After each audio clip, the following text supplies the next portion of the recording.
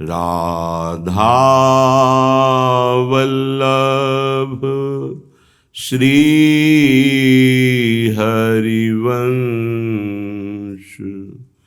राधा वल्लभ श्री हरिवंश। वृंदावनेश्वरी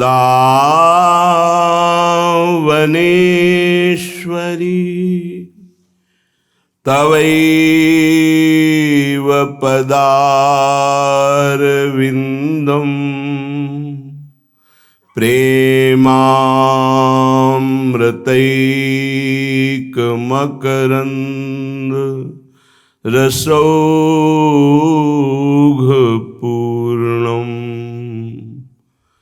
हृद्यर्पितं मधुपतेः स्मरतापमुग्रम् निर्वापयत् परम शीतलमाश्रयामि। परम शीतल माश्रयामि। प्यारी जू जब जब देखो तेरो मुख, तब तब नयो नयो लागत। प्यारी जू प्यारी जू प्यारी जू जब जब देखो तेरो मुख, तब तब नयो नयो लागत। जब जब देखो तेरो मुख, तब तब नयो नयो लागत। ऐसो भ्रम होत मैं कबहू न देखोरी।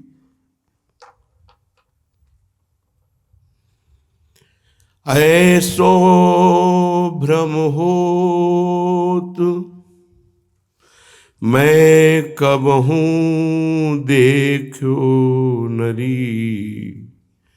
दुति को दुति लेखनी न कागत। कोटि चंद ते कहारी दुराए। नए नए रागत, नए नए रागत। प्यारी जू प्यारी जू जब जब देखो तेरो मुख, तब तब नयो नयो लागत। श्री हरिदास के स्वामी श्याम कहत, काम की शांति न होई तृपित। रहो निस दिन जागत।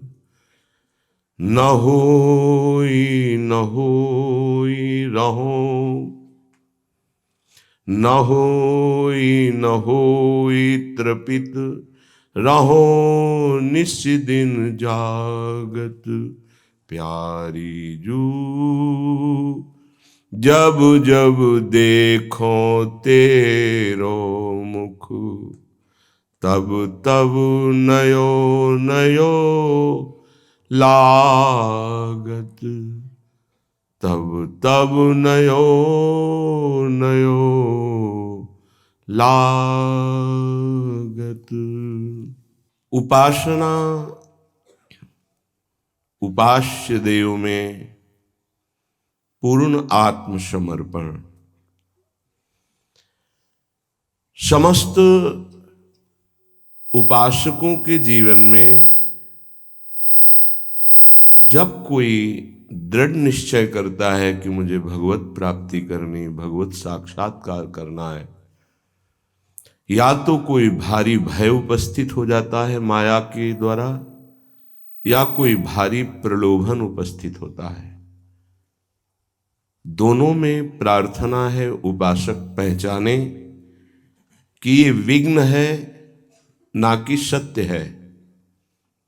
वो सत्य नहीं है, ना प्रलोभन और ना भय।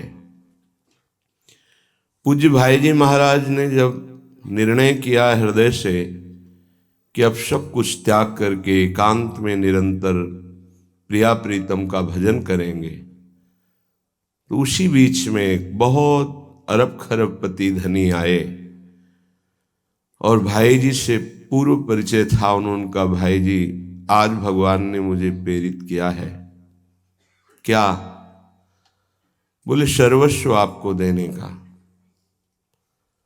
अब मेरे से संभाला नहीं जाता है, खूब अरबों खरबों का धन है, ये सब आप स्वीकार कीजिए, बस आप देखते रहिए। जो मैं नहीं देख पा रहा हूं, अब मेरी सामर्थ्य नहीं, आप इसे संभाल लीजिए। व्यापार, बड़ी बड़ी फैक्ट्रियां, बस आपको बैठे रहना है, आपका सर्वस्व है। भाई जी मुस्कुराए कि माया की चाल है। उनका नहीं भाई, मेरा निश्चय अटल है। मैंने निश्चय किया है कि अब सर्वस्व त्याग कर केवल प्रभु का भजन करेंगे। गया, तूफान आया था माया का, प्रलोभन खत्म। भयावह भी बड़ी परिस्थिति आती है, कभी शरीर की, कभी बाहर विषम परिस्थिति माया फंसा लेती है, बड़ा भय उपस्थित करती है। शरीर रोग से ग्रसित हो जाना, बाहर विपत्ति हो जाना, परिवार रिश्तेदारों का प्रतिकूल हो जाना, ये माया का षड्यंत्र है। उपासक निश्चय कर लेता है जबकि भगवत प्राप्ति करना है, तो हमने मृत्यु का वर्ण कर लिया। बहुत ध्यान से समझना, तभी चल पाओगे। मृत्यु का वर्ण कर लिया। अब मर चाहे जाऊं, प्रभु को नहीं छोड़ सकता। चाहे शरीर छूट जाए, सब संबंध छूट जाए, दूरादपाश स्वजनान, स्वजन छूट जाए, उपासक यहां कमजोर पड़ जाता है। या तो प्रलोभन उसे परास्त कर देता है, या फिर कहीं ये हमारे स्वजन संबंधी दूरादपाश से, जिनको आचार्य चरण कह रहे हैं, कहीं ये नाराज ना हो जाए, कहीं ये असंतुष्ट ना हो जाए। नहीं, जब हमने सप्तज हरिभज ये सूत्र स्वीकार किया है, अब नहीं। दूरादपाश स्वजनान, अगर हम इनके रिझाने में समय नष्ट कर देंगे तो प्रियाजू को कब रिझाएंगे। उपासक बैलेंस बना कर ना चले, ये मार्ग ऐसा नहीं है, ये अनन्य मार्ग है। एक बार जब मूड मुड़ा लिया, एक बार जब निश्चय कर लिया, तो वृंदावन ऐसे रहे मनो चिन्हारो नाए।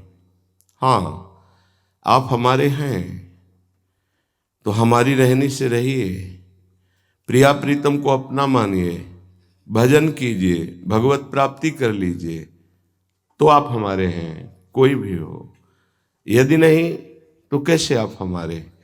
तो चाहे स्वजन इसमें हो, चाहे संबंधी हो इसमें, चाहे कोई भी हो, नाते नेह राम के मनियत सुहृद सुसेव्य जहां लो, यदि भगवत प्राप्ति के लिए आपकी आकांक्षा है तो हम झुक जाएंगे, हमारे सर पर पैर रखकर आप चलो, चढ़ो इस ऊंचाई पर। हम आपके चरणों के नीचे झुक जाएंगे, आप ऊपर उठो। यदि आप भगवत संबंध से युक्त नहीं तो हमारे आप कितने सगे संबंधी हो, हमारा आपसे परिचय भी नहीं होना चाहिए। वृंदावन ऐसे रहे मनो चिन्हारो नाय। वृंदावन बड़ी कृपा से मिला है भाई। प्रिया प्रीतम मिलने के लिए उत्सुक है, तब आपको ये संयोग बैठाला है। अब आप समिट जाइए, ना कोई प्रलोभन ना कोई भय।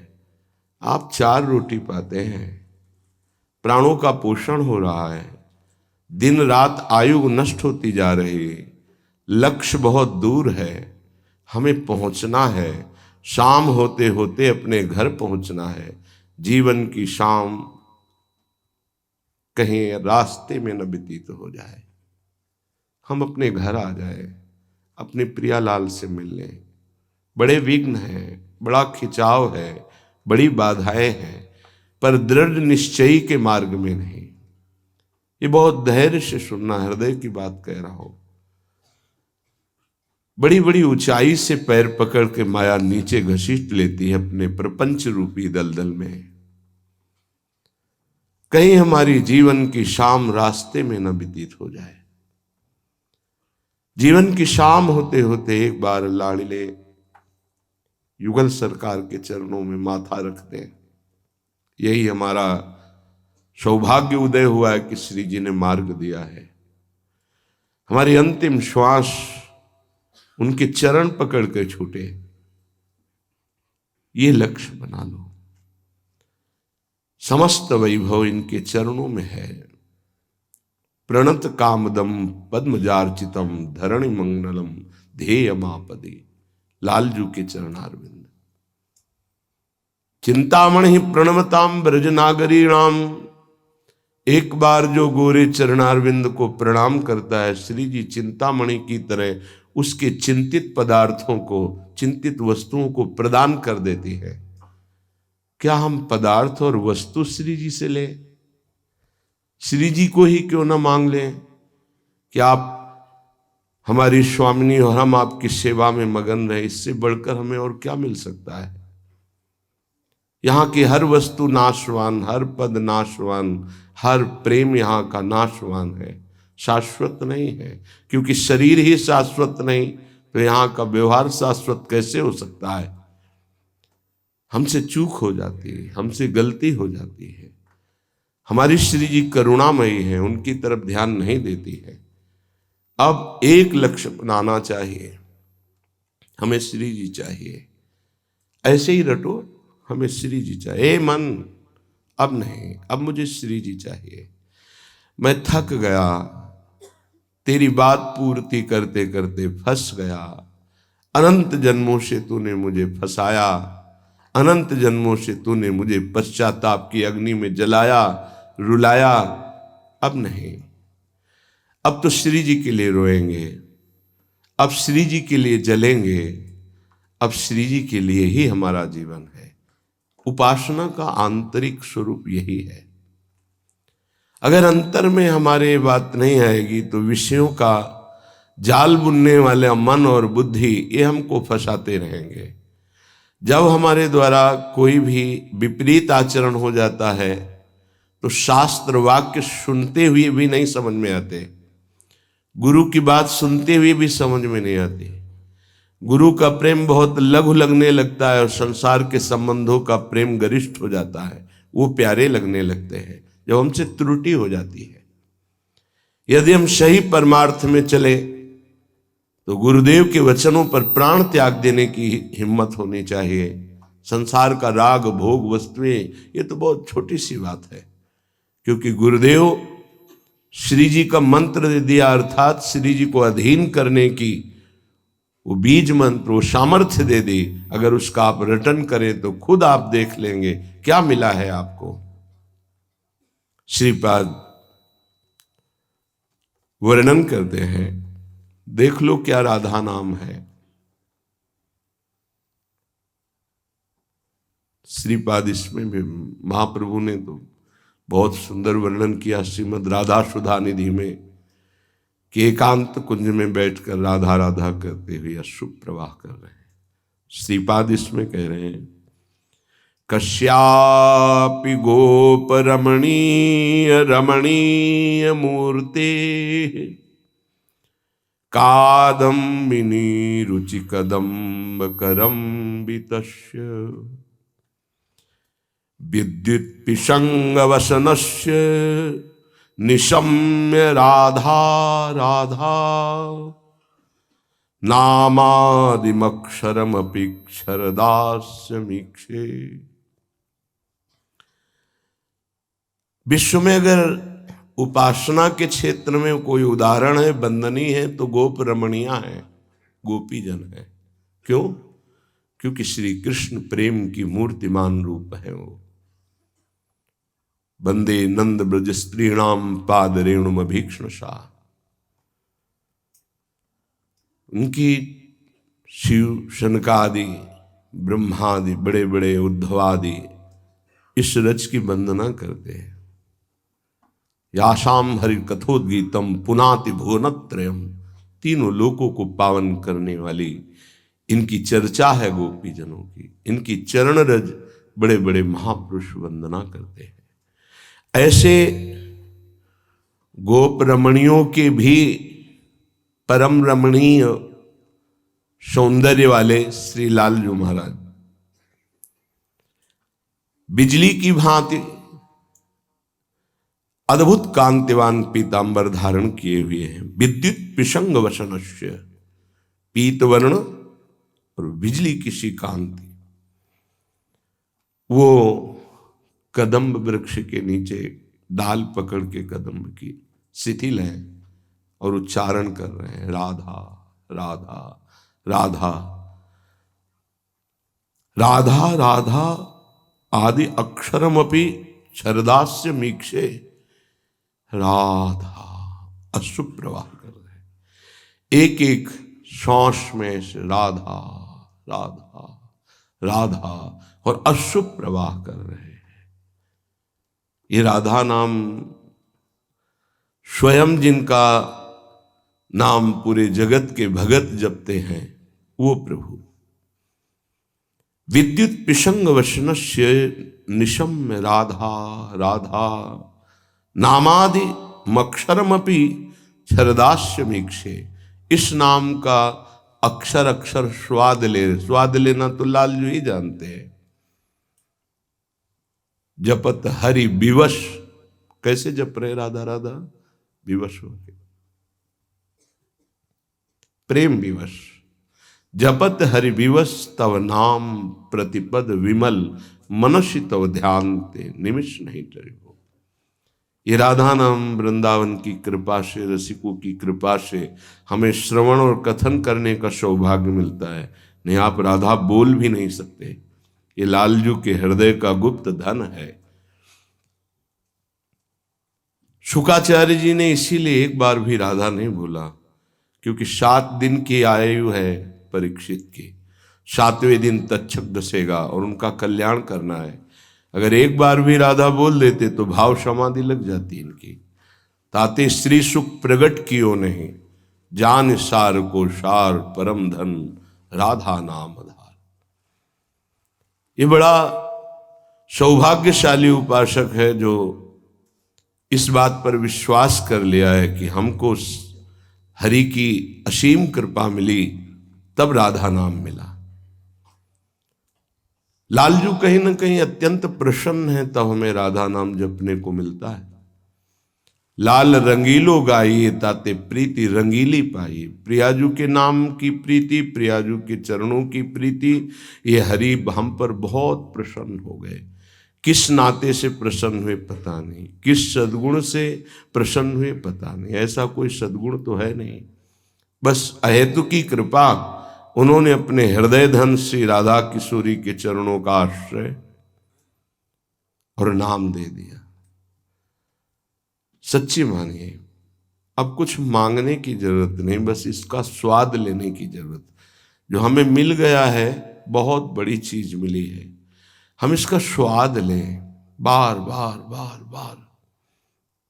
हम लोग व्यवहारिक धरा के होने के कारण उनके ना हृदय की बात समझ पाते हैं, ना प्रगट में वो बोलते हैं, ना उसकी बात समझ। उत्तम साधक तो यही कि रुचि के अनुसार चले, बहुत जल्दी लाभ मिल जाएगा। विश्वास कीजिए, हम लोग यात्री हैं पर हम सवारी पे बैठे हुए हैं। हमारी यात्रा हो रही है, हम यात्रा नहीं कर रहे। श्री हरिवंश प्रताप नाम नौका निज खेवक, भव सागर सुख तरत निकट हरिवंश जो सेवक। इसे समझ लीजिए, हम हरिवंश प्रताप रूपी नौका पे बैठे हैं और ये नौका कभी डूबती नहीं है, कभी पलटती नहीं है। कब बैठे हम, कैसे मान लें कि नौका में हम बैठ गए? बोले नाम, श्री हरिवंश प्रताप नाम नौका।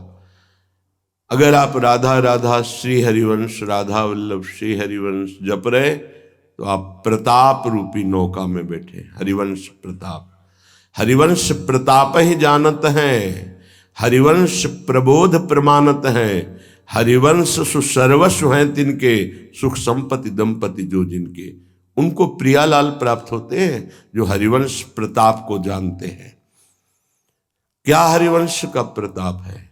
कैसे पापी क्यों न हो, हरिवंश नाम जो ले, अलक लड़ेती रीझ के महल खवासी दे। फिर हरिवंश नाम को सेवक जी ने विद्या कहा है। ये जो हरिवंश नाम है, ये अविद्या का नाश करने वाला, जो भव समुद्र में डुबो डुबो करके हमें जन्म जन्मांतर से नष्ट कर रही है अविद्या, उस अविद्या का नाश करने के लिए सर्व समर्थ है। विद्या हरिवंश मंत्र चतुरक्षर, जपत सिद्धि भव उद्धरणम। पर हरिवंश चंद्रजू ने हमें पराविद्या दे दी। पराविद्या राधा नाम, सीधे प्रेम प्राप्ति। भव समुद्र तो कब सूख गया है, इसकी कोई चर्चा नहीं राधा नाम जापक के लिए। तो सीधे सीधे प्रेम प्रकाशित, राधा नाम सुधा रसम, सीधे राधा नामैव कार्यम हेनुदिन मिलितम साधना घीस कोटिस त्याज्यो। स्वयं प्रभु श्री कृष्णचंद्र जी कदम्ब की डाल पकड़े हुए शिथिल है प्रेम में, राधा राधा राधा ऐसा अश्रुप प्रवाह कर। और ये मैं दर्शन कर रहा हूं, श्रीपाद कह रहे हैं ये मैं दर्शन कर रहा हूं। ये सुनी बात नहीं कह रहा है, ये जो कह रहे हैं, कह रहे मैं देख रहा हूं। लालजू महाराज जो गोप रमणियों के भी हृदय में अपने सौंदर्य माधुर्य का प्रभाव, गोप रमणिया ये प्रेम की ध्वजा है, ऐसे रमणीय हैं कि सब आसक्त चित्त है। वो राधा राधा राधा रट करके अश्रुप प्रवाह कर रहे हैं। इसलिए कदापि चित चिन्मयादुपरिचेत स्पृहा रोहणे रीतम मदन मोहने विदधताम तदेकांतिकीं न संतु जनतापने प्रतिवसंतु वृंदावने नमंतु ननुजंतु कानि नमंतु रस्तु क्वचित। हे भाई, यदि तुम्हारे अंदर ये इच्छा जागृत हो गई सत्संग सुन करके, चेतन अचेतन संपूर्ण जगत से अब मैं परे होकर के परमात्मा प्राप्ति करना चाहता हूं, भगवत प्राप्ति करना चाहता हूं। देखो इच्छा है भगवत प्राप्ति की, ये इच्छा ही बहुत बड़ी सिद्धि है जिसके अंदर आ गई। अब मुझे भगवत प्राप्ति करना है।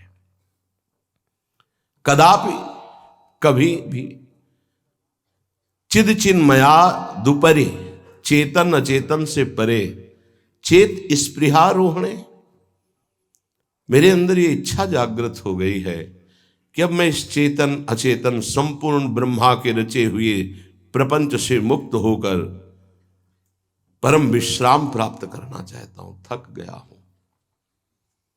कभी थक जाओ, बहुत हो गया प्रपंच, नहीं, अब मुझे श्री जी चाहिए, ये है। कभी तो थक जाओ, हार गया प्रभु, बहुत बार हार गया, अब आप जिताओ तो जीत सकता हूं, नहीं तो हारता ही चला जा रहा हूं। आपको रोना आ जाएगा।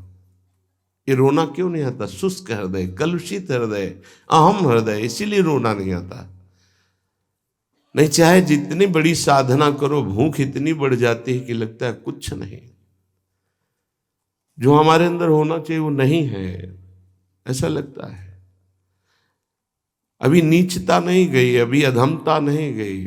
मैं बड़ा अधम हूं, मैं बड़ा नीच हूं। कब मैं जिस मार्ग पे रसिक जन चले उस मार्ग में चलूंगा। ये हर समय वृत्ति रहती है, हर समय वृत्ति रहती। कैसे मैं रसिकों के मार्ग में चल पाऊं? मैं तो अधम हूं, नीच हूं, मुझे बल मिले। हर समय रात दिन भजन होने पर भी भजन की भूख, रात दिन प्रिया प्रीतम से मिले होने पर भी मिलने की चाह, ये है रस। यदि तुम्हारे अंदर इस चेतन और अचेतन जगत से ये स्पृहा जागृत हो चुकी है, स्पृहा ये अत्यंत आवश्यक, स्पृहा हमारे जीवन के लिए जो अत्यंत आवश्यक, उसे स्पृहा कहते हैं। इतना तो होना ही चाहिए। जो हमने सुना है, जो हमने पढ़ा है, वो हम पाना चाहते हैं, उसे कामना कहते हैं। लेकिन स्पृहा ये जीवन के लिए अत्यंत आवश्यक है, जीवन उपयोगी चाह स्पृहा कहलाती है। तो अब हमारे जीवन की स्पृहा है चेतन अचेतन से मुक्त होकर प्रेम प्राप्त करना, प्रियालाल को प्राप्त करना। तो कह रहे हैं तुम्हारी अगर इच्छा हो गई हो, बहुत समझना, तो रीतम मदन मोहने विदधताम तदेकांतिकीम, समस्त संबंधों से रीते हो जाओ। रीते माने खाली हो जाओ। क्यों? क्योंकि वही मन तो लगाना है श्री जी में। वही मन रिश्तों में फंसा हुआ है, नातों में फंसा हुआ है, संबंधों में फंसा हुआ है। कैसे तुम मन लगा पाओगे? ये जो शास्त्र और संत जन कहते तुम्हारे वैरी थोड़ी हैं, नहीं नहीं, तुम्हें बहुत प्यार करते हैं।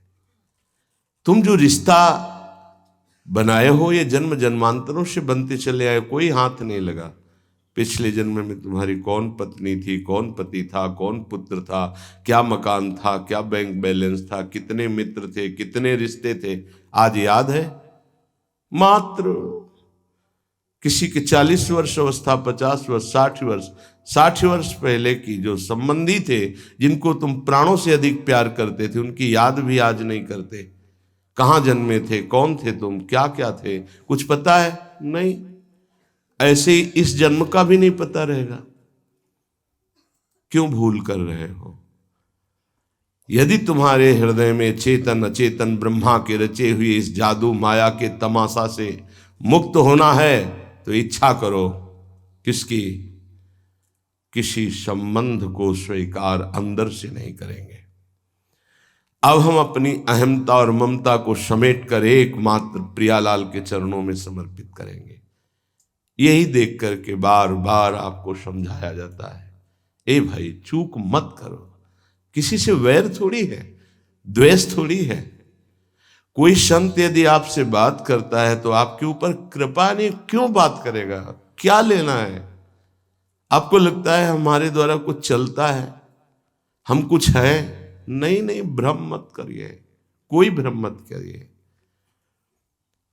आपके लिए वो आपसे बात करते हैं, आपके कल्याण के लिए आपसे बात करते हैं, आपके कल्याण के लिए वो आपको डांटते हैं, आपके कल्याण के लिए आपको दुलार करते हैं।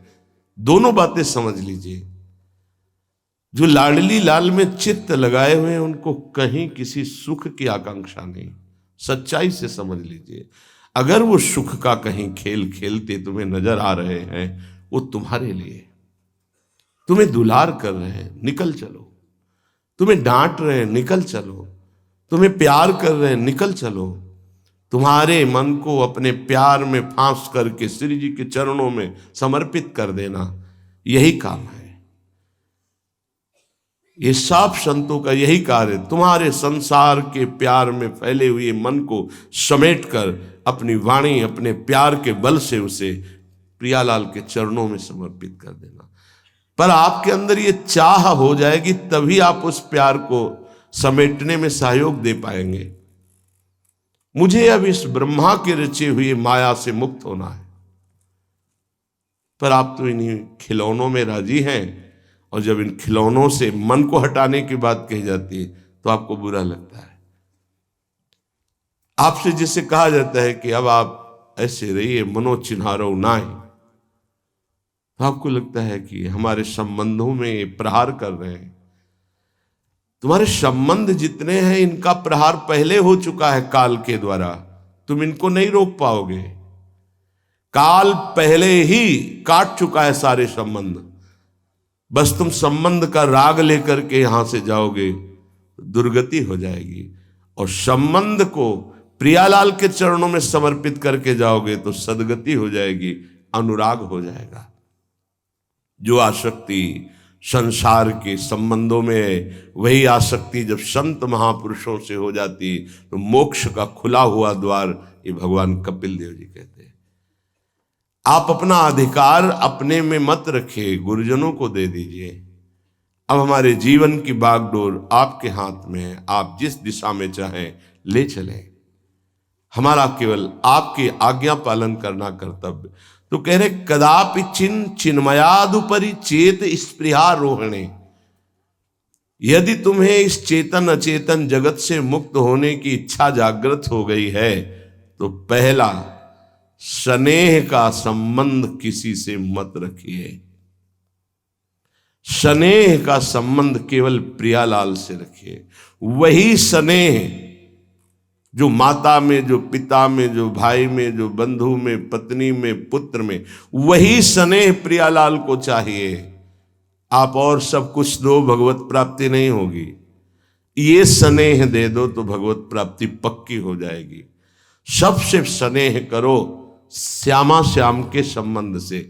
हमारा स्नेह का संबंध श्यामा श्याम से, श्यामा श्याम के संबंध से स्नेह कोई फर्क नहीं पड़ेगा। पर आपको अभी ये कला नहीं आती है। आप जब तक एक बार समस्त संबंधों के स्नेह को बटोर कर प्रियालाल के चरणों में समर्पित नहीं कर देते, तब तक आपको लगेगा, वाणी से बोलोगे कि सब भगवत भाव से ही, लेकिन पूरा राग यही है, ये हमारे अमुक है, हमारे अमुक है। इसलिए इस रहस्य को समझो, पहले हटो, फिर जब वो राग अनुराग में बदल जाता है तो फिर पूरे विश्व से प्यार करो, कोई फर्क नहीं पड़ेगा। सब जीवन सो प्रीति रीति निवाहत आपनी, क्योंकि वो रीति जानता है। हमारी रीति श्यामा श्याम के संबंध से ही सबको मानना। एकांत की रति विधान करो, शब्दों को समझिए। एकांत की रति विधान करो, अर्थात हमारे हृदय देश में केवल इष्ट और गुरुदेव के सिवा किसी से प्रीति नहीं। पर बहुत इस बात से हम कमजोर हैं। कहीं न कहीं हम अपनी प्रीति, हमारा दोस्त है, हमारा मित्र है, हमारा रिश्ता है, हमारा संबंध है, तो श्री जी करुणा करके आपको लाई अपने संबंध पुष्ट करने के लिए। फिर भी आप अज्ञानवश उन्हीं संबंधों को पुष्ट करते हैं जिससे आपकी दुर्गति हो जाए। जो आपके, अरे एक हिरण के बच्चा के संबंध ने एक जन्म नष्ट कर दिया, फिर और किसकी बात करें। इसलिए एकांत की रति विधान करो। एकांत की आपकी रति हो चुकी है, इसका परिचय आपके सामने भारी विपत्ति आई, मन केवल श्री जी में, भारी संपत्ति सुख संपदा केवल श्री जी में मन, यह है एकांत की रति। अब उसको कोई विचलित नहीं कर सकता। जहां विषयी जन रहते हैं, विषयी जन संभाषण करते हैं, उस स्थान में, उस भीड़ में, उन लोगों के बीच में अरुचि हो जाना। रतिम मदन मोहने विदधताम तदेकांतिकीम। एकांत की भक्ति, विरति, जन समुदाय, प्रपंच भाषण करने वाले, इनसे संबंध नहीं। ना संतु जनतापने प्रतिवसंतु वृंदावने। जनता अर्थात केवल विषय प्रपंच की वार्ता करने वाले, तापने, हृदय में ताप पैदा हो उनके संग नहीं, मुझे संग नहीं। कोई भी हो, प्रिया प्रीतम से तुम्हें मतलब नहीं, उनकी चर्चा से मतलब नहीं, उनके संबंध से मतलब नहीं, तो हमारा आपसे क्या संबंध। देखो, जगत के संबंध प्रियता दिखा करके भोग सामग्री दे सकते हैं, धन दे सकते हैं, व्यवस्था दे सकते हैं, पर प्रियालाल की प्रीति नहीं। पूज्य श्री रघुनाथ दास गोस्वामी जी जब अपने गृह का त्याग करके महाप्रभु चैतन्य देव की शरण में गए, तो 2-3 दिन जो महाप्रभु को भिक्षा आती थी उसी से महाप्रभु दे देते थे। उनको लगा कि नहीं, जीवन जब महाप्रभु को समर्पित है तो हमको जीने का ढंग सीखना चाहिए, कैसे हम विरक्त होकर के जिए। इतने में घर से भेजे हुए बहुत से सेवक, रुपया, सामग्री, रसोईया सब आ गया, क्योंकि बहुत बड़े धनी थे उनके पिताजी, और पिता के भाई दोनों के बीच में एक लाड़िले पुत्र थे पूज्य श्री रघुनाथ दास गोस्वामी, जिनकी समाधि राधा कुंड में विराजमान है। अब सुंदर सुंदर पकवान, भोग सामग्री घर के भेजे हुए रसोइये सब बनाते, प्रभु को भोग लगता, महाप्रभु चैतन्य देव को भी। और फिर विचार किया, क्या ये माता पिता के द्वारा दी हुई सुविधा वैराग्य में कलंक नहीं है? मेरा जीवन प्रभु के लिए, क्या मैं प्रभु आश्रित नहीं जी सकता? जब विरक्त हो गया तो माता पिता के द्वारा दी हुई भोग सामग्री से जीना निषेध है। प्रवृत्ति और निवृत्ति 2 मार्ग हैं। प्रवृत्ति मार्ग में स्वयं अधिकार हो जाता है पुत्र और पुत्री का माता पिता की संपत्ति पर, निवृत्ति मार्ग में नहीं, स्वीकृत नहीं है। निवृत्ति मार्ग में स्वीकृत नहीं। जिसने इस स्वीकृति को स्वीकार किया वो कच्चा ही बना रहता है पूरे जीवन, पक्का वो कच्चा बना रहता है। ये दृढ़ बात समझ लीजिए। आज तक इतिहास है विरक्तों का। निवृत्ति मार्ग पर अगर वैराग्य ले लिया तो माता पिता के द्वारा उसका भरण पोषण कभी नहीं हुआ। आप पढ़ करके देख लीजिए, चाहे कोई भी हो, किसी भी मार्ग का हो। जब रत्नावती जी ने, उनके लिए चिट्ठी आई, पुत्र ने भेजा कि पिता ने सभा में मुंडी का पुत्र कह के कहा, मतलब सन्यासिनी का पुत्र कह के, माता हमारी इस नाम की रक्षा करना। जी हुई चिट्ठी पढ़ी तो महल छोड़ दिया उसी समय, और नाई को बुलवाया, अपने जो राजरानी के बाल थे उतरवा दिया, और संत सभा में बैठ गए। आज से कहा राज अन्न का त्याग। अब ग्राम नगर के द्वारा दी हुई भिक्षा के द्वारा भरण पोषण होगा, इस राजा के द्वारा दिए हुए नहीं। और पति थे माधव सिंह। जब ये बात सुनी तो उनको भयंकर क्रोध हुआ। मेरे सामने मेरी पत्नी, मेरा इस तरह का अपमान, मारने का प्रयास किया, निष्फल है। अंततो गत्वा, चरणों में हाथ रख के माथा रखा है। पढ़ के चरित्र देख लेना। नहीं इनके महल में रहूंगी, नहीं इनका भोजन पाऊंगी। विरक्त होकर के माता पिता के द्वारा भरण पोषण होना, एक बार एक भिक्षा के लिए तो अनुमति है। अगर विरक्त हो गया है, एक भिक्षा अगर माता पिता करा दे तो वो स्वीकृत है, इसके अलावा नहीं। आप चरित्रों को पढ़ के दे, सिद्धांत से नहीं चलोगे तो 4 दिन बाद फिर उसी में आ जाओगे। जब हम विरक्त हो गए, पूरे विश्व का भरण पोषण प्रभु करते, तो मेरा नहीं करेंगे क्या? आज अगर कोई जुड़ा है तो वैराग्य और भगवत प्राप्ति के लिए जुड़ा है। हमारा संबंध संसारिक नहीं, भागवतिक। जिस मार्ग में हम हैं उस मार्ग में। रघुनाथ दास गोस्वामी को 2-4 दिन हुए, फिर अंदर आग लग गई। नहीं, पिता के द्वारा दिए हुए वैभव को नहीं भोगना वापस। अब कैसे जिए? तो जहां सिंहपौर पर जगन्नाथ जी के सब भिक्षुक खड़े होते थे, उन्हीं के बीच में खड़े हो गए। अब जो बांटते हैं तो उनका स्वभाव है लेने वालों का दौड़ दौड़ कर आगे लेना। कभी कभी मिलता उनको, शांत खड़े रहते तो पा लेते, नहीं मिलता प्रसाद तो भूखे रह जाते। फिर विचार किया, इसमें खड़े होकर के भी एक वृत्ति बनी रहती कि आने वाला देगा, ये भी ठीक नहीं। एक जगह अन्न क्षेत्र में अन्न बंटता था, वहां से जाके लाने लगे। फिर विचार किया, विवेक धैर्य नहीं लेने देता, यार हम यहां कोई सेवा तो करते नहीं, क्योंकि भरपेट अन्न पाने का जिस क्षेत्र में अधिकार है तो वहां सेवा करना जरूरी, चाहे पोछा लगा दो, चाहे पत्तल फेंक दो, कोई सेवा वहां करनी चाहिए, तभी आपका वैराग्य सुरक्षित रहेगा, नहीं तो फिर ठीक नहीं है। वहां अन्य क्षेत्र में भी छोड़ दिया भोजन लेना। आप कैसे जिए? तो रात्रि में जो महाप्रसाद गाय को डाल दिया जाता था, गाय भी छक के जब नहीं पाती थी तो वो रात्रि के 10-11 बजे निकलते और वो महाप्रसाद जो पड़ा रहता उसको उठा के लाते, जल से धोते, सड़े सड़े निकाल के चावल, फिर उसे पाते। महाप्रभु ने पूछा, गोविंद, गोविंद दास सेवा में रहते, गोविंद ये रघु अब क्या पाता है? बोले प्रभु बहुत वैराग्य से रह रहे। बताया तो उनका, अच्छा ऐसा अमृत अकेले अकेले पाता है, हमको कभी निमंत्रण नहीं दिया, अब हम चुपके से छीन के पाएंगे।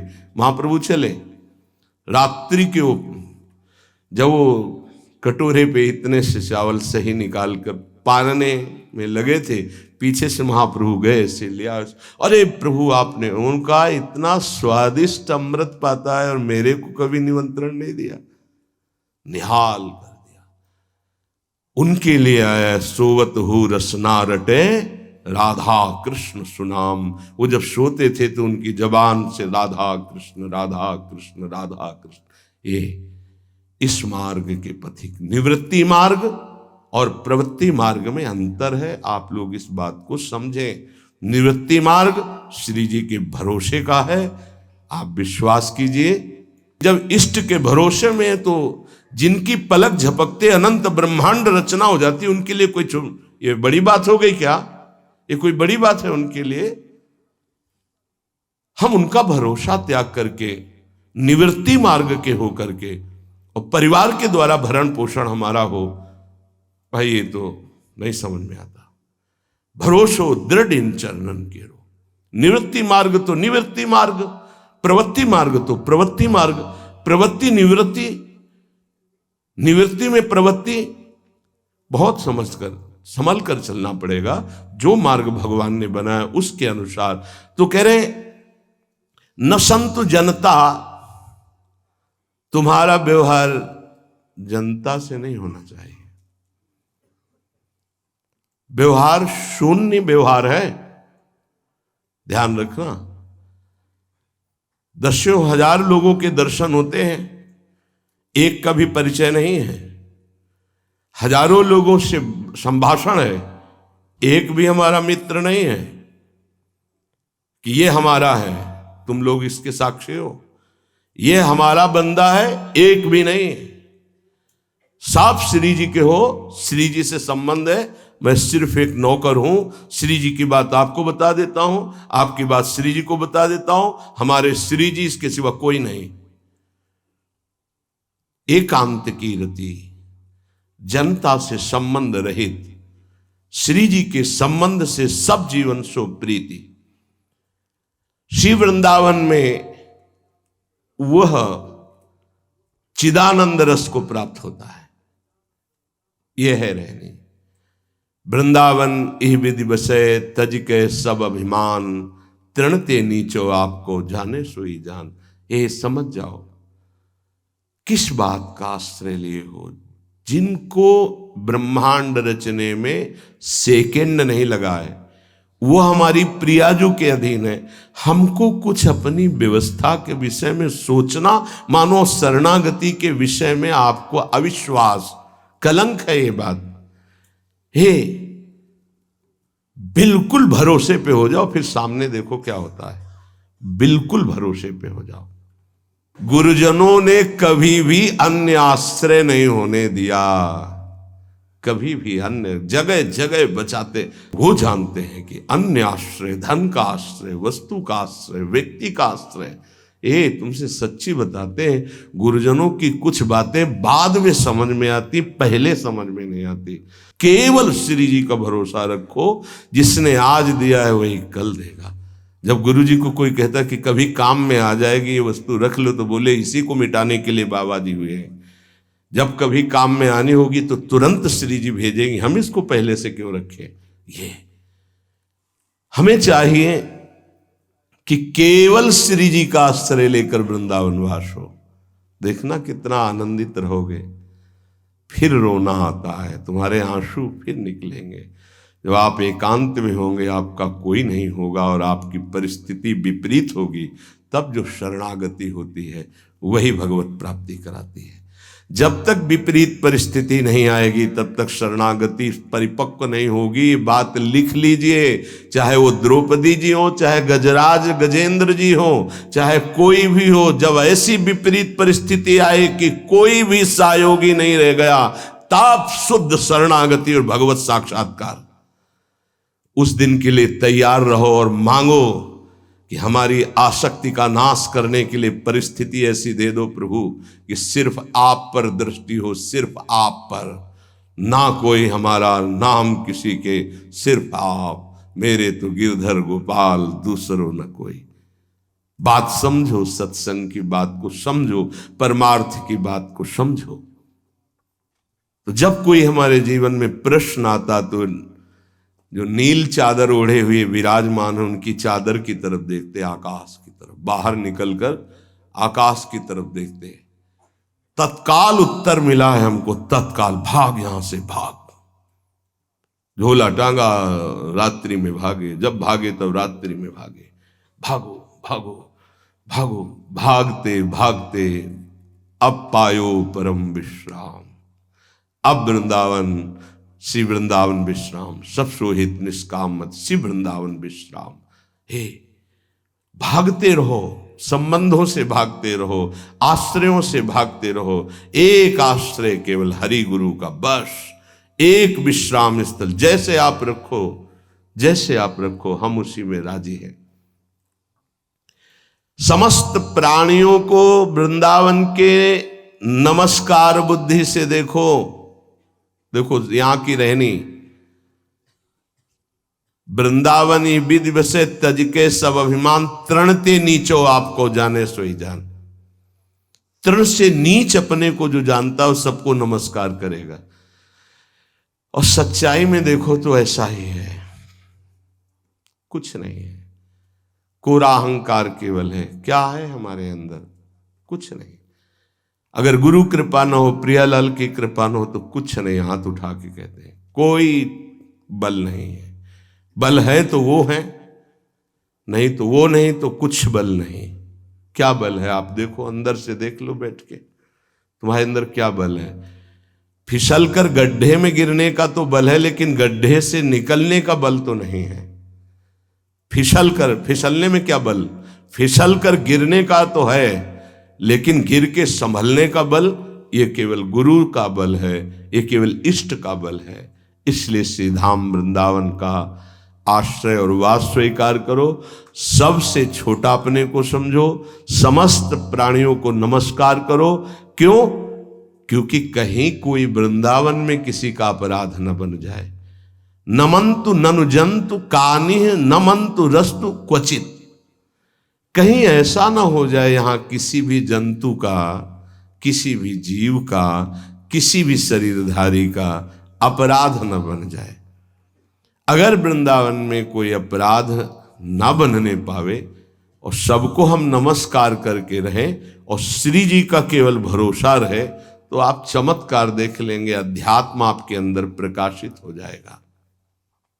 जैसे जैसे अध्यात्म प्रकाशित होता है, वैसे वैसे शांत होता चला जाता है, मन शांत होता चला जाता है।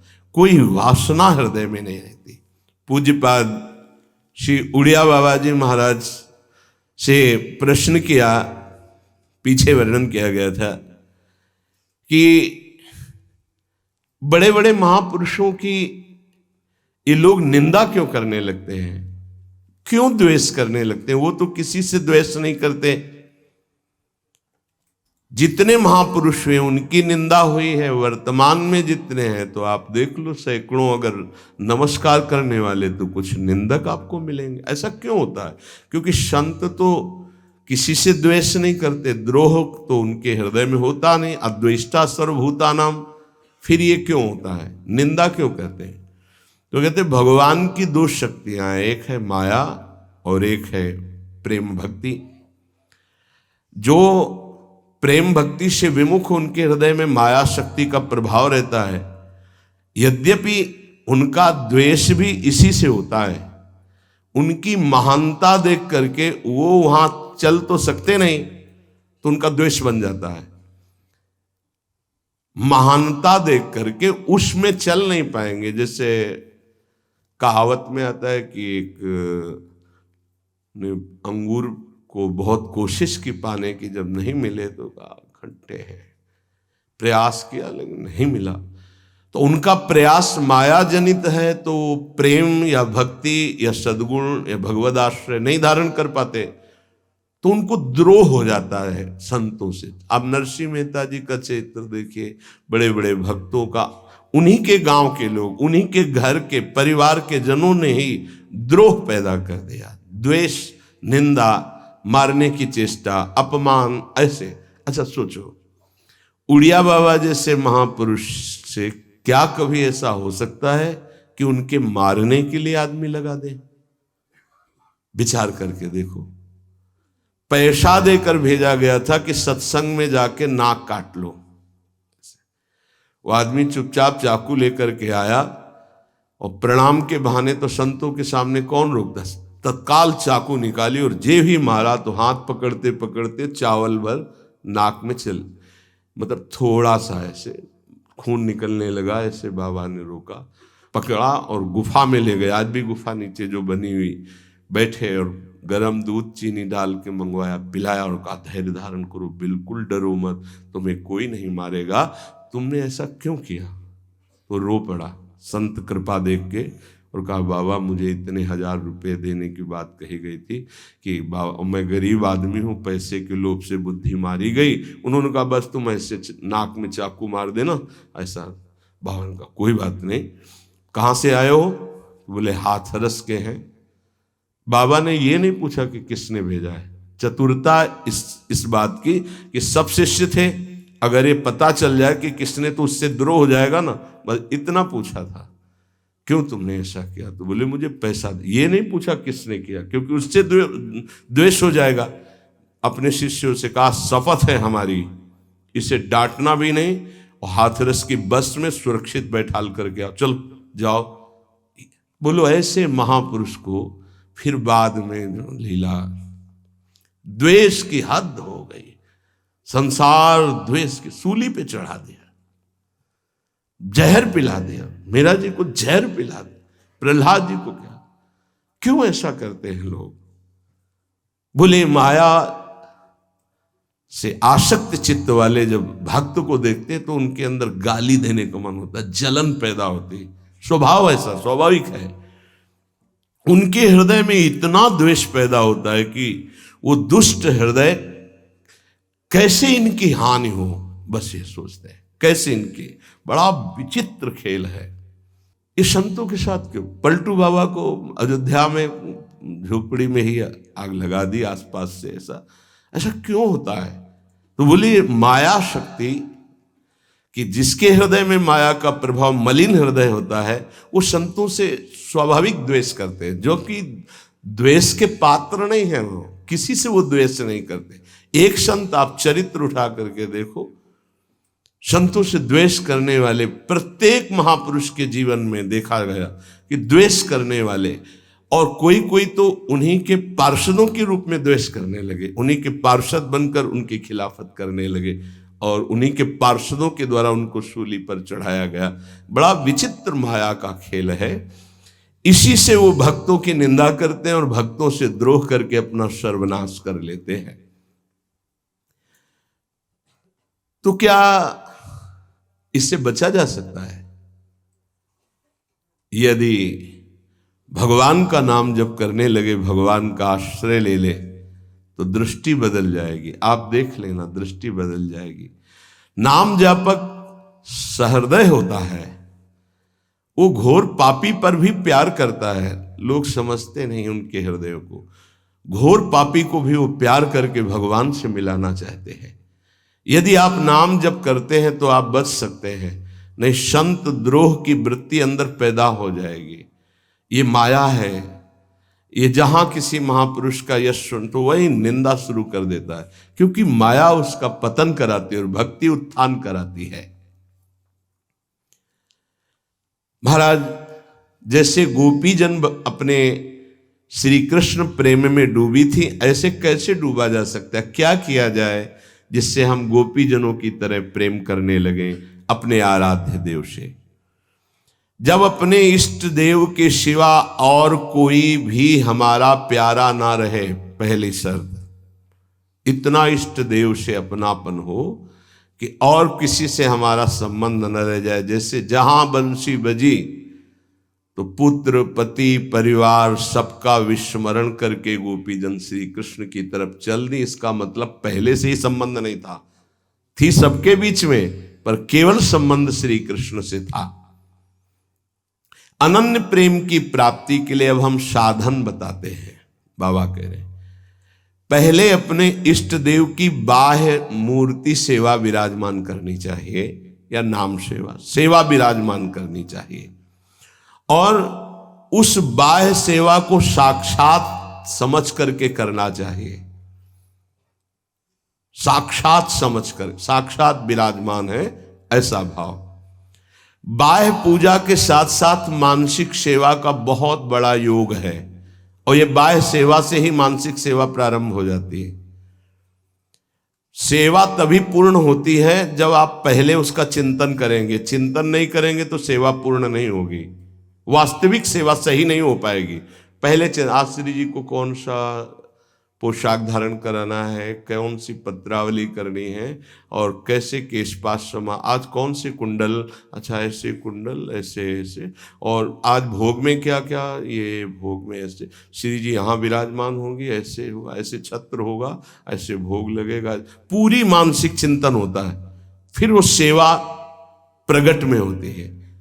तो प्रगट सेवा ही मानसिक सेवा में पहुंचा देती है। पूज्य बाबा कह रहे, गोपी जनों की तरह प्रेम प्राप्ति के लिए सबसे पहले अपने इष्ट का चयन और इष्ट की अनन्यता। इष्ट की अनन्यता, इष्ट की अनन्यता में आ गया अपने इष्ट का नाम जपना, अपने इष्ट का मंत्र जपना, अपने इष्ट का ही गुणगान करना, अपने इष्ट के विषय में ही सोचना, ये सब आ गया। फिर इष्ट के श्री विग्रह की, मूर्ति की, छवि की, नाम की सेवा विराजमान करना, और जैसे गृहस्थ है तो जितने याम कर सके, जितना कर सके, लेकिन अगर विरक्त है तो 8 पहर की सेवा। हमारे पास और कोई काम नहीं, हमारी जिम्मेवारी है 8 पहर की सेवा। बाह्य पूजा, मानसिक पूजा, दोनों एक साथ साथ चलती हैं उपासक की। ध्यान दे करके अगर आप सेवा करोगे तो देखोगे आपकी मानसिक सेवा होगी। आज वो वाली नथ पहनानी है, वो ऐसे धारण करानी है, हाँ आज इस रंग की पत्रावली, इस रंग की चोली, इस रंग के ऊपर चुनरी, और इस रंग का लहंगा, और ऐसे ये जो हो रहा है ना, ये मानसिक सेवा हो रही है। बहुत बड़ी चीज हो रही है।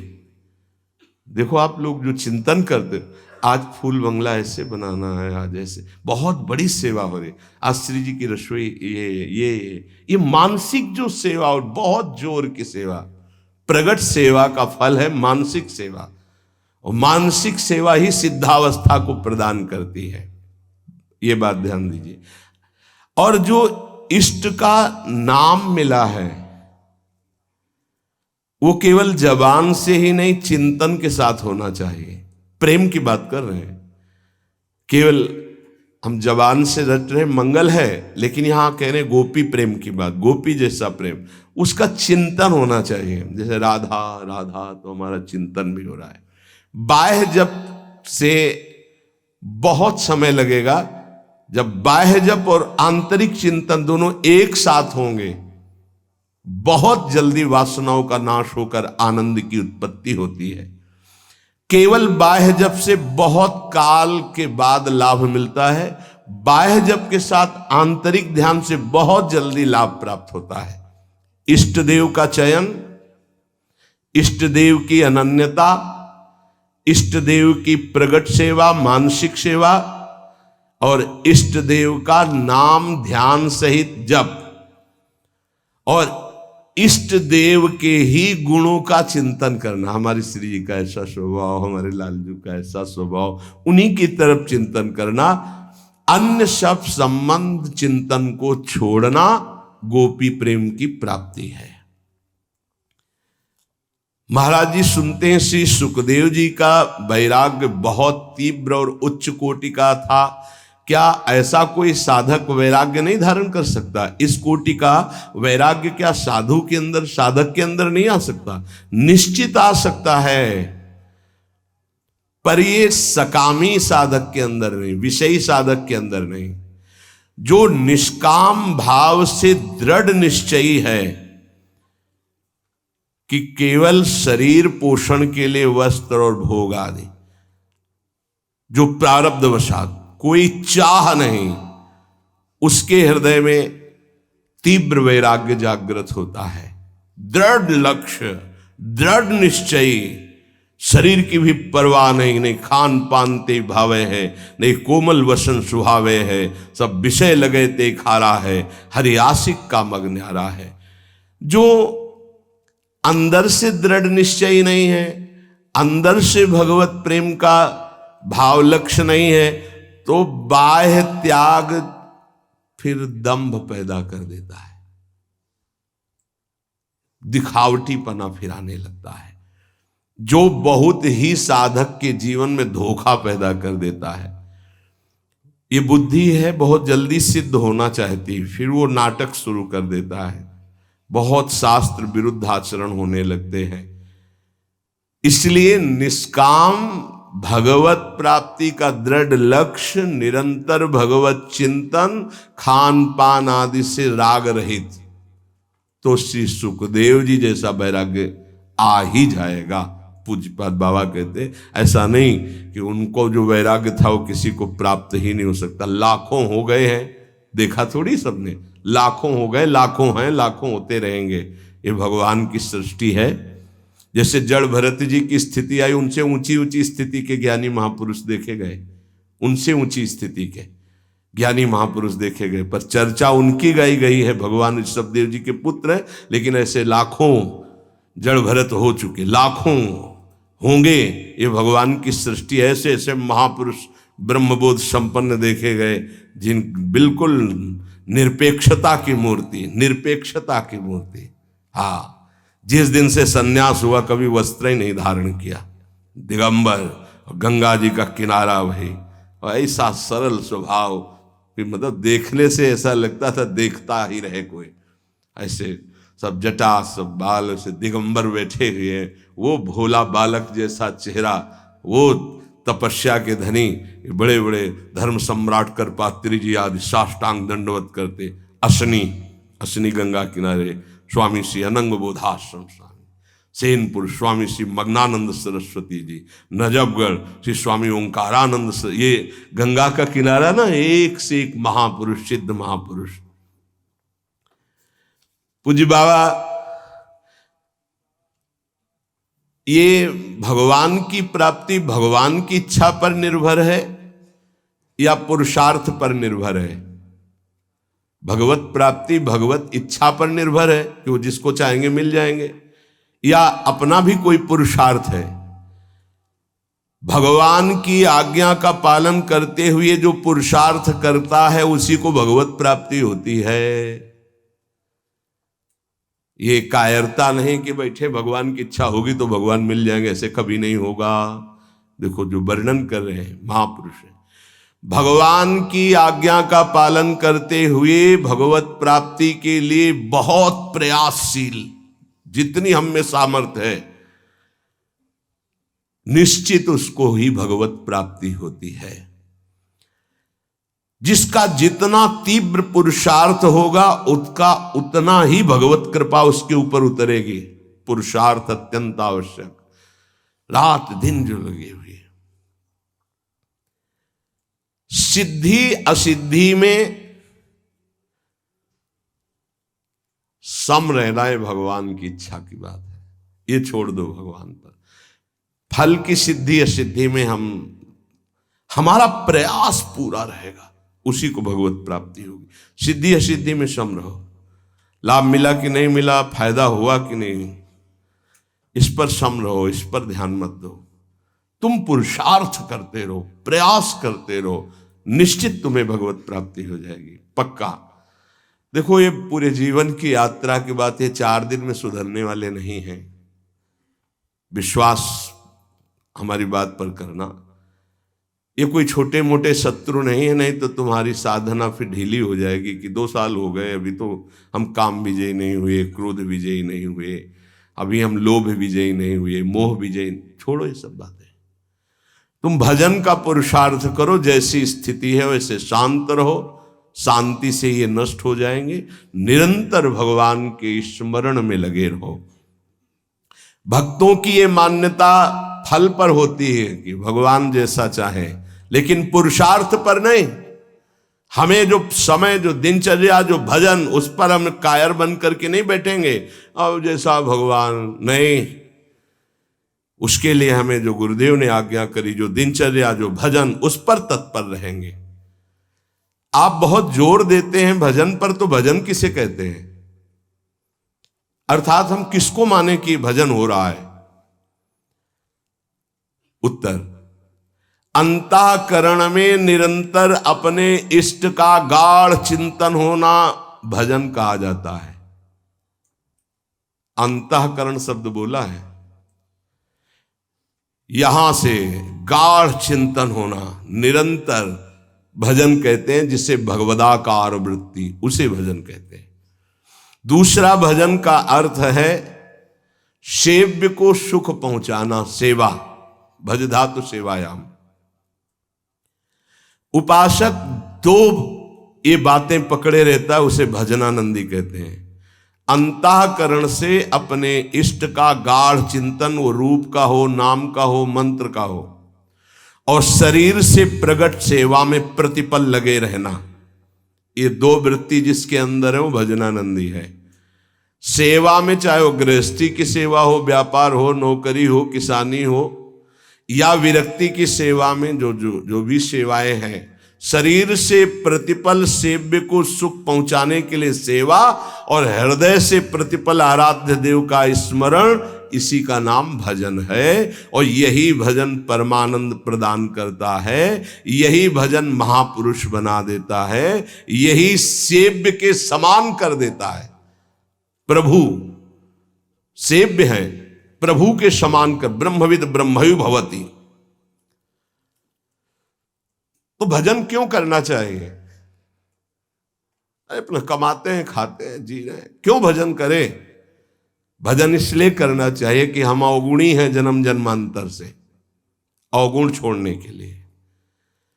हमारे अंदर बड़ी नीच वासनाएं हैं, उन वासनाओं का नाश करने के लिए। हम बड़े हीन विचार वाले हैं, उन विचारों का नाश करने के लिए। हमें हर तरफ से दुख ने घेर रखा है, उस दुख का नाश करने के लिए, जन्म मरण से छूटने के लिए ये हमें भजन करना है। हम जिसका भजन करते हैं उसके सारे सद्गुण हमारे अंदर आ जाते हैं। अतः हमें नाशवान वस्तु व्यक्ति का भजन नहीं करना, अविनाशी का भजन करना है। वो है श्री भगवान। भजन करने से सबसे बड़े भगवान है तो सबसे बड़ा बन जाता है।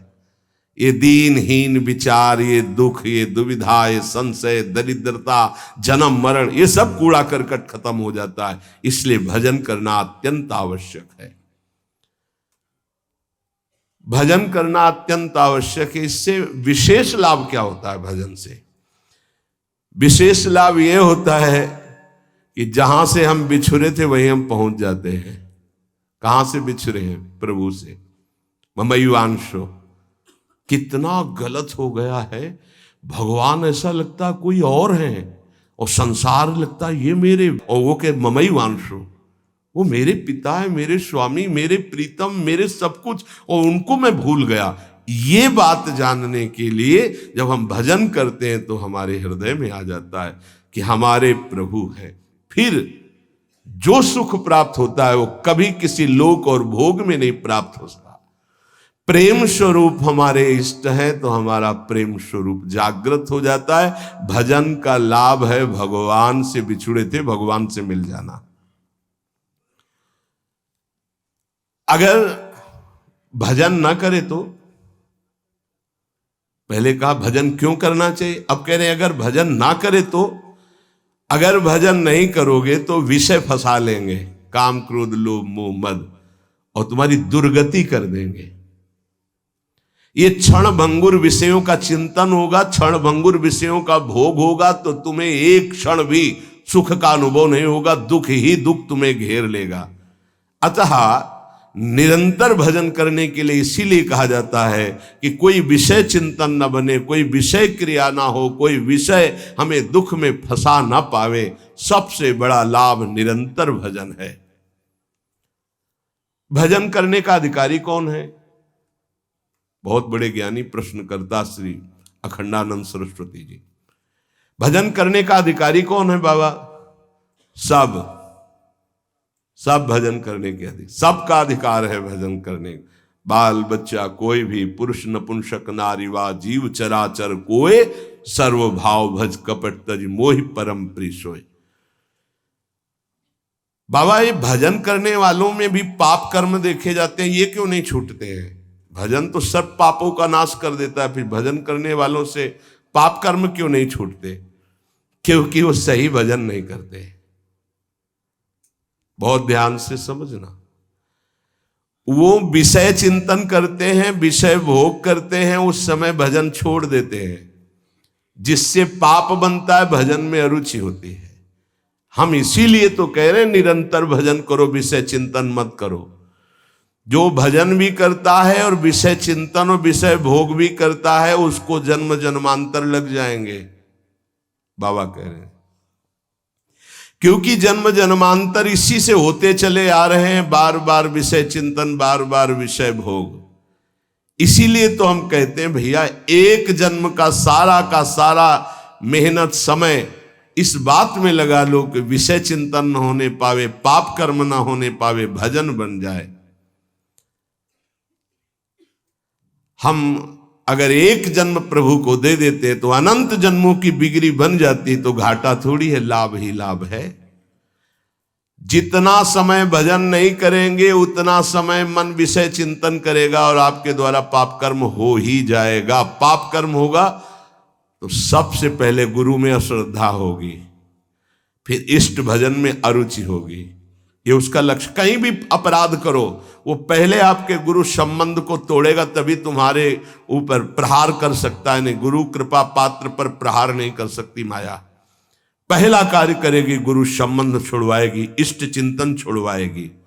इसलिए हम कहते हैं जितना जितना समय तुम विषय चिंतन में देते हो, अगर वो भी भजन में दे दो तो पाप छूट जाएंगे, नहीं तो पाप कर्म होते रहेंगे, भजन का अनुभव नहीं होगा। कहा जाता है कि भजन करने वाला एकांत सेवन करे। इसका मतलब क्या होता है? क्योंकि हम जब वृत्ति को एक ईश्वर में, प्रभु में लगाना चाहते हैं, तो यदि हम ज्यादा भजन विरोधी व्यक्तियों का संग करेंगे, व्यवहार करेंगे, खान पान करेंगे, तो हमारी वृत्ति भजन में नहीं लगेगी। हमारा खान पान, हमारा व्यवहार एकांतिक होना चाहिए। कैसा एकांतिक? हम 501 ही प्रभु का नाम जपने वाले पा रहे हैं तो हम अकेले पा रहे हैं, ऐसा समझ लो। और 2 व्यक्ति हैं, एक विषयी है, प्रपंची है, तो मान लो हमारा भारी कुसंग हो रहा है। हम 500 में भी एक हैं और वहां एक में भी हम भारी प्रपंच में फंसे हुए हैं। ये एकांतिक भाषा को समझ लीजिए। हम इतने लोग बैठे हैं इस समय, सब एकांत है। बोलो किसके मन में क्या चल रहा है? एक प्रभु की चर्चा सुन रहे तो हम सबका मन एक ही है। एकांत का मतलब होता है अपने इष्ट के अनुरागियों का ही संग करना, अपने इष्ट में ही प्रीति हो ऐसा खान पान व्यवहार करना। इष्ट विरोधी वृत्ति, इष्ट विरोधी व्यक्ति, इष्ट विरोधी व्यवहार, इसका त्यागी सदैव एकांतिक ही माना जाता है। एकांत में कमरे में पड़ा है, इष्ट विरोधी चिंतन कर रहा है, प्रपंची, एक केवल साथ चल रहा है, वो इष्ट विरोधी व्यवहारी है, प्रपंच। हजार लोग एक साथ बैठे हुए हैं इष्ट के अनुकूल, वो एक माना जाएगा।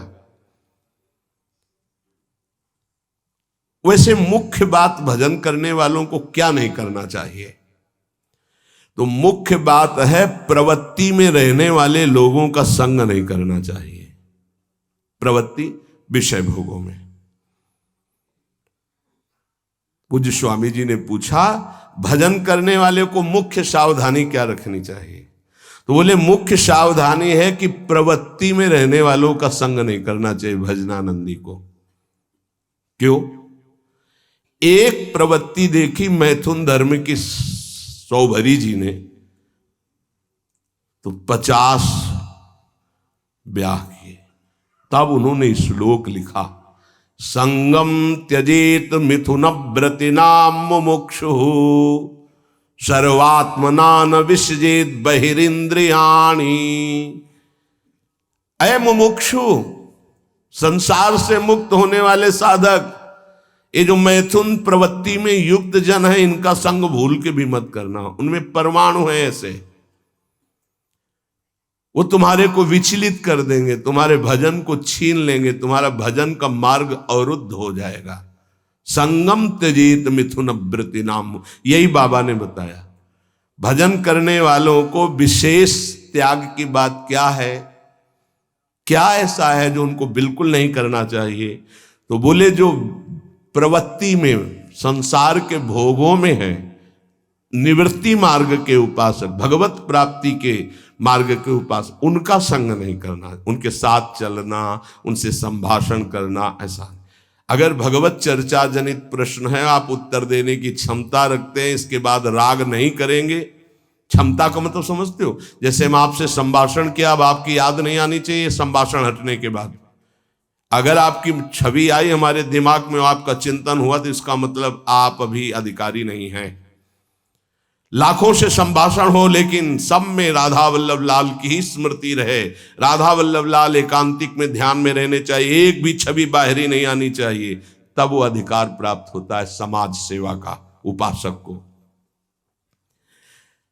अधिकाधिक भजन में प्रवृत्ति करने वाले को ऐसे संग का त्याग करना चाहिए। बहुत जोरदार का संग होता है प्रपंच का, जैसे संत संग की महिमा है, ऐसे प्रवृत्ति मार्ग के संग की भी महिमा है। सीधे प्रवृत्ति में उतार देते हैं, सीधे प्रवृत्ति में। बहुत सावधान, बहुत सावधान, ये महापुरुष जन ऐसे नहीं बोल रहे, बहुत सावधान। प्रवृत्ति मार्ग के जनों का संग करना सबसे ज्यादा त्याज्य विषय भजन करने वालों को है, ये ध्यान रखें। बहुत तरह से फंसा हो जाते, बहुत तरह से जलना पड़ता है, जलना पड़ता है, महसूस होता है कि हमने गलत किया, जो हमने स्वीकार किया वो गलत किया, महसूस होता है। पर एक बार स्वीकृति हो गई तो कुछ भी हो, इनका बेड़ा पार होना चाहिए।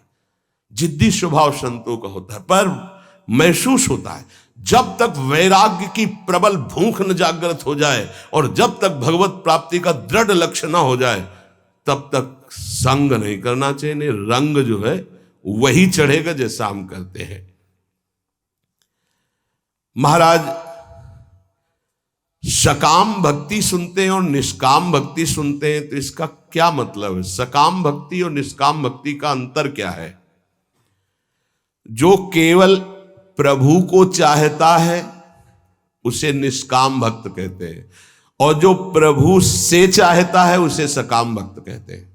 सीधी भाषा में बाबा ने, जो केवल प्रभु को चाहता है वो निष्काम भक्त है, जो प्रभु से चाहता है वो सकाम भक्त है, जो केवल गुरुदेव को चाहता है वो निष्काम भक्त है, जो गुरुदेव से चाहता है अपनी अनुकूलता, अपने लिए वो सकामता और निष्कामता में है। ये प्रभु से संबंध सिर्फ प्रभु चाहिए। प्रभु का वैभव प्रभु से कुछ नहीं, सिर्फ प्रभु से प्रभु चाहिए। आप चाहिए, आप गुरुदेव से सिर्फ गुरुदेव चाहिए। आप अपने स्वरूप में स्थित हैं, आप अपने स्वरूप का बोध करा दीजिए। जो हम आपकी शरण में हुए हैं, हम आप में तदात्म हो जाएं, बस आपसे और कुछ नहीं चाहिए। केवल प्रभु से कोई चाहना, प्रभु से प्यार ना होना सकामियों का लक्षण है। प्रभु से कुछ न चाहना, केवल प्रभु से प्यार करना, यह निष्कामियों का लक्षण है। ऐसे बड़े बिरले निष्काम। और महाप्रभु अपने धर्म के लिए तो कहते हैं, सबसे पहले कह रहे सबसो हित निष्काम मति, कोई चाह नहीं। सुना है कि पराभक्ति और ज्ञान में कुछ अंतर रहता है या नहीं? आपका क्या विचार है? क्योंकि पराभक्ति और ज्ञान दोनों अलग अलग है, पर है कैसा? तो हम तो नारायण स्वामी के विचार को ही स्वीकार करते हैं। पूज्य बाबा कह रहे हैं, पराभक्ति और ज्ञान में तनिको नाही भेद, नारायण मुख्य प्रेम है, कहे संत अरुवेद। जब पराभक्ति को उपासक प्राप्त होता है तो उसमें शुद्ध ब्रह्म बोध भी रहता है और भगवत प्रेम भी रहता है। ये बड़े आश्चर्य की बात है। गीता जी में तो संकेत रूप में बोध को ही प्रधान कहा। ब्रह्मभूता प्रसन्नात्मा न शोचति न कांक्षति, समा सर्वेषु भूतेषु मद भक्तिम लभते पराम। मेरी पराभक्ति का परम लाभ क्या हुआ कि ब्रह्मभूत हो गया। और बाबा नारायण स्वामी के दोहे से कह रहे कि पराभक्ति में एक चमत्कार विशेष ये होता है कि उसे ब्रह्मबोध भी हो जाता है, आत्मस्वरूप का बोध भी, और भगवत प्रेम भी हो जाता है। पराभक्ति और ज्ञान में तनको नाही भेद, इतना है कि इसमें मुख्य प्रेम भगवदाकार भी रहता, स्वरूप बोध भी हो जाता है, जो पराभक्ति को प्राप्त हो जाता है। भगवत प्राप्ति के अनेक मार्ग हैं। एक पुरुष के द्वारा कई मार्गों में नहीं चला जा सकता, इसलिए साधक एक मार्ग का चयन कर ले और अपने गुरु प्रदत्त भजन भक्ति का विस्तार करे, आगे बढ़ाता चला जाए।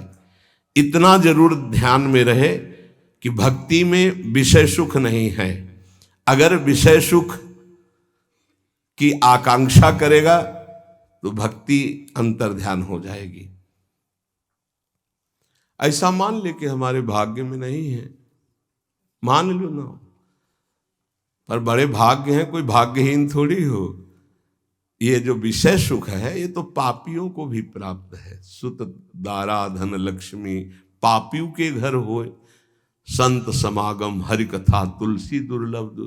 तो तुम्हारा दुर्भाग्य नहीं है, तुम उससे हंसने के लिए तैयार हो रहे हो, उसके साथ खेलने के लिए तैयार हो रहे हो, जो बड़े बड़े मुनियों के भी ध्यान में नहीं आते। तुम्हारे भाग्य से नहीं है।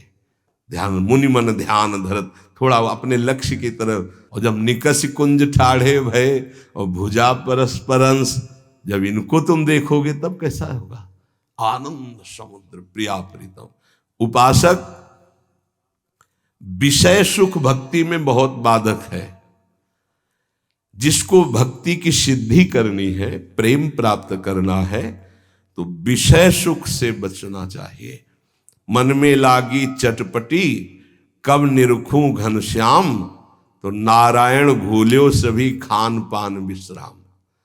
ये दोहा एक संत भगवान थे, गंगा के किनारे मिले थे, ये बार बार कहते थे, जो बड़ी मस्ती में गाते थे। मन में लागी चटपटी कब निरखूं घनश्याम, नारायण भूल्यो सभी खान पान विश्राम। विषय सुख भक्ति में नहीं, ब्रह्मादि के भोग सब विषम लागता ही, नारायण ब्रज चंद की लगन लगी है जाही। जब विषय सुख का सेवन साधक करने लगता है तो प्रभु का चिंतन छूटने लगता है, प्रभु में सुख नहीं लगता है। ये सबसे बड़ी कमी की बात। अगर आपको भजन करते प्रभु में सुख नहीं लग रहा तो आप कहीं विषय सुख ले रहे हैं। ध्यान दीजिए, जब प्रभु के चिंतन करते करते आपके आंसू निकलने लगे, रोमांच होने लगे, अब सुख आया है। इसलिए कुछ समय तक ये झूठे विषय सुख से बचो, कुछ अच्छा नहीं लगता। सच्ची भगवान वो सब संयोग प्रदान करते हैं, खान पान विश्राम सब, कुछ अच्छा नहीं लगता। जो मन प्रभु के चरणारविंद का आशिक हो जाता, कुछ अच्छा नहीं, कोई उसे अच्छा ही नहीं लगता। सच्ची मानिए, कुछ अच्छा नहीं लगता। सब कुछ है पर कुछ अच्छा नहीं लगता। क्यों? क्योंकि जो वास्तविक अच्छा लग रहा था सब में, वो अनंत ब्रह्मांडों का अच्छा लगने वाला अब अच्छा लगने लगा है, इसलिए अच्छा नहीं लगता। अगर किसी का शरीर अच्छा लग रहा है तो कृष्ण है इसलिए अच्छा लग रहा है, वो अंतर ध्यान हो जाए तो कहां अच्छा लगेगा। किसी वस्तु में आकर्षण है तो कृष्ण का है, और अब सीधे कृष्ण का आकर्षण हो गया तो अब कैसे अच्छा लगेगा। इसलिए विषय सुख का त्याग करते हुए, विषयी पुरुषों के संग का त्याग करते हुए, हृदय से निरंतर इष्ट चिंतन और शरीर से अपने कर्तव्य कर्म रूपी सेवा, इसी से भगवत प्राप्ति, इसी से प्रेम प्राप्ति, इसी से तत्व बोध हो जाता है। शेष चर्चा आगे। श्री राधा वल्लभ लाल।